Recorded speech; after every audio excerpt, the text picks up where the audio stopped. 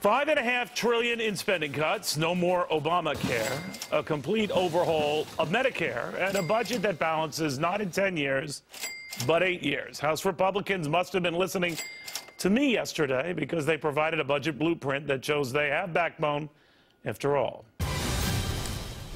Welcome, everybody. I'm Neil Cavuto. And as alternatives to the president's budget go, they really don't get more in the face than this. In his face, a House plan that takes almost all the president's priorities and unceremoniously dumps them. His health care law, history. His nearly $2 trillion in tax hikes, history. His expanded funding for everything from school nutrition programs to a variety of welfare programs, history. In their place, a much more Spartan budget that might nix those sequestration cuts for defense, but promises to make up for them in domestic cuts everywhere else. Well, Democrats are already crying foul, and even Senate Republicans who get their shot at a budget tomorrow say be very careful. But what I like about the House approach is its blunt recognition of the crisis we face and the spending it hopes to control. But lest you think the House is playing Scrooge, I want you to consider this. They are still asking Congress to spend $43 trillion over the next 10 years, about $6 trillion less than we are slated to spend now. So that is still a lot of dough. And the cuts we're talking about here are really just cuts in the growth of spending over the years, not outright cuts in any aggregate spending any year. So it's braver, but I wouldn't go out on a limb and say it's brave, just like I wouldn't say foolhardy.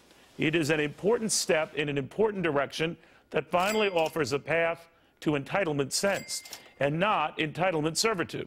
It is a budget that recognizes math and clearly gets addition and subtraction. It's weird because last night at this time I was bemoaning how Republicans might have forgotten what happened last November. I think this is their way of saying, oh, no, we didn't. So for now, count me impressed. Not for an effort that Democrats and even many Senate Republicans won't likely embrace, or one the president won't still veto.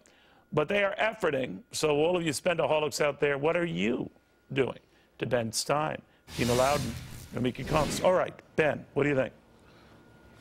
I think it's an experiment noble in purpose, as someone said about prohibition. It never, ever works. They never get those spending cuts. They may get teeny tiny little trims around entitlements. The main thing it does is ending the gosh darn sequesters about defense. If it does that and nothing else, if no other part of it goes through, then it's well worth the effort. Defense is the ultimate goal. If it helps us spend more, an adequate amount on defense, then it's a great achievement for mankind. Gina.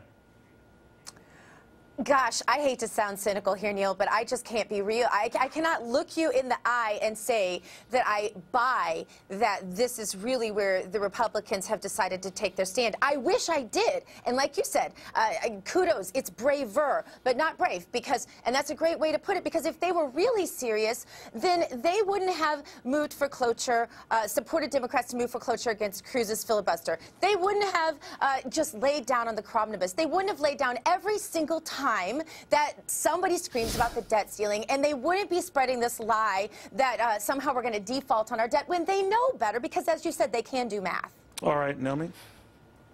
This is not brave. This is foolish. We don't live, right now the economy is better, and we're not living under austerity anymore. The only area where the budget goes up in spending is defense. We never did. I think we did. There was quite a bit of austerity. No, if your definition of what was going on the last few years was austerity, I should take you to a Ponderosa buffet. Well, for America. I'm telling you, that was not austerity. We don't know the meaning of the word. But okay, but for those who are hurting, those who had lost their jobs, there were preventative measures to make sure that they were able to survive during tough economic times. Right now, the only thing that's keeping the lower class and the middle class afloat are these preventative measures. Having Medicare, having health care, having health. There are families who can't pay for school lunches. So when these school lunch programs, they don't have them anymore? This is ridiculous. We're willing to spend more money on missiles and missile defense that's going nowhere. We're still talking about missile defense.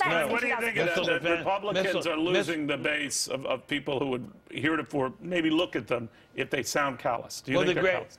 the middle class is not being kept afloat by government programs. The middle class is being kept afloat by their hard work and their discipline and their saving. I think we have a different understanding of middle class. And Obamacare, just a minute. You don't know any. Wait a minute. You're not allowed to just jump in here. We don't do that here. And passed Obamacare. Wait, the middle class is middle class because they work. The middle class is middle class because they work, not because of government entitlements. Absolutely. If poor people are really poor, they should get government help and they should get medical care. Okay, Gina, what do you think of that? Yeah, completely exactly what Ben said. And don't forget that Obamacare has transferred wait a minute. the All burden this time from you were insurance interrupting and you companies agreed with onto it. private taxpayers. I'm kidding. But Obamacare is not a subsidy for the poor. It is helping the middle class afford health insurance. People are going broke because they can't pay for emergency bills. With a credit line, we don't have the money. But if we're going to support, shouldn't we choose to support the middle class and not defense? Money we don't have. Because we've been going to war, so now we're increasing defense funding, so we go more into debt. Gina, say that. Raising costs never helps the middle class. Somebody has to get that out of their head. And again, it goes back to doing addition and subtraction. Raising costs never saves money. I don't think you move past third grade math, because math does get a little bit more complicated. When you're spending money on the defense complicated. Ooh, that's very insulting. It's money in, money out. That's very insulting. You know what's insulting? Taking health insurance away from millions of people. We don't do that on Fox News. I don't want to go broke because I go to the emergency room with a broken arm.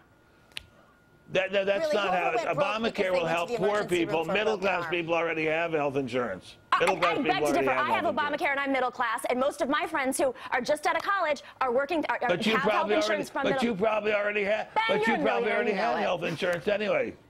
You know that you could go to the emergency room with a broken arm and it would be covered before Obamacare. Your idea for middle class is very different than most. But I had health insurance. I had health insurance, and I bet Miss Konst had health insurance too. I bet Miss Konst had health insurance too. But let's not make it personal.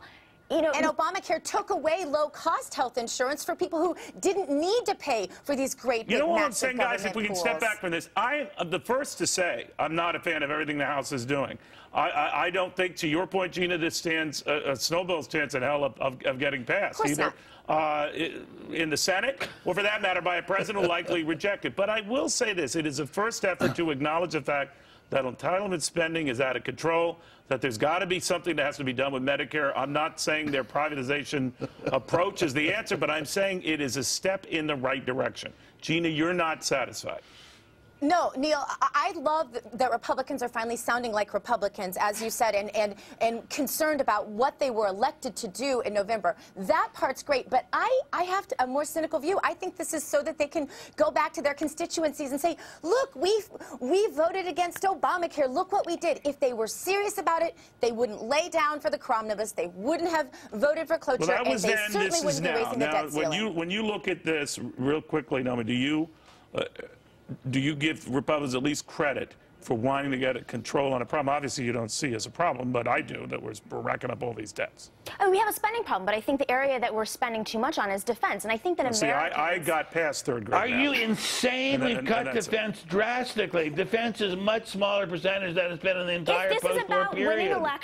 If this is about winning elections, most Americans want their Medicare, they want to have their health insurance, and they want defense spending down. They don't want to go into other wars. We can afford all of them. Well, we can afford all of them, and we do not want to lose our country because of inadequate defense. That's more important than everything else put together. All right, guys. Yes, national security is the one thing government is supposed to do.